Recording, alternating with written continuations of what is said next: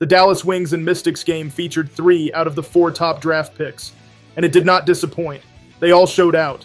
I would argue this was easily the most exciting game since the Fever and Atlanta matchup at the beginning of the season.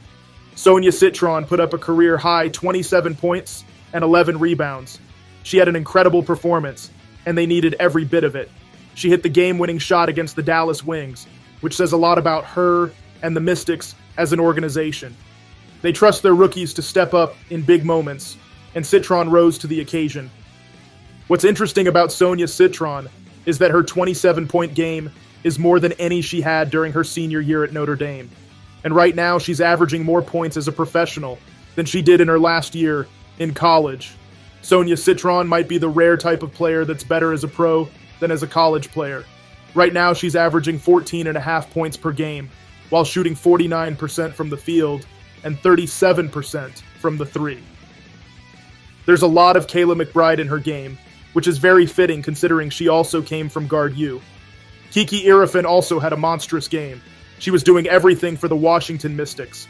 She had 19 points, 7 rebounds, 6 assists, and 5 steals. Sandy Brondello said that Kiki might be a better pro than college player. Just like Sonia Citron, I think there's a legitimate possibility of that happening. Kiki Year 1 has already looked like a potential all-star. If she continues to work, she can be someone that can develop into a multiple-time all-WNBA player. Last but not least, Paige Beckers. Dallas lost the game. Paige had some costly turnovers, but that doesn't change the fact that she was balling out of her mind.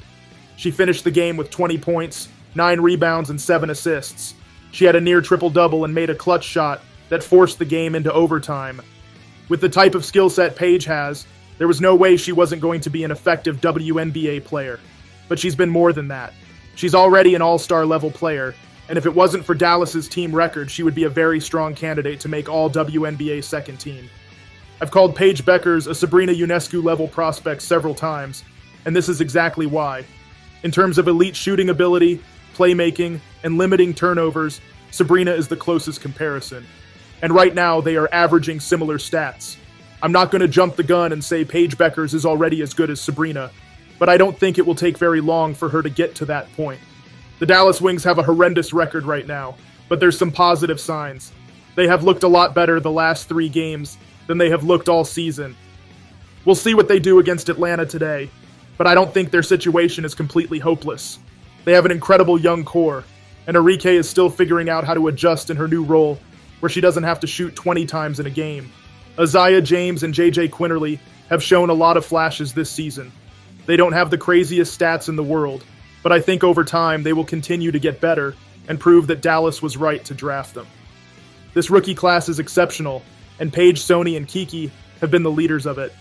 I don't think they have just been the best 3 players in the class either.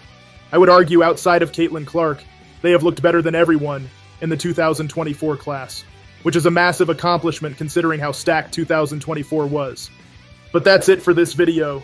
What did you think of the Dallas Wings and Mystics game? And who impressed you the most? I'd love to hear your thoughts. As always, thanks for watching.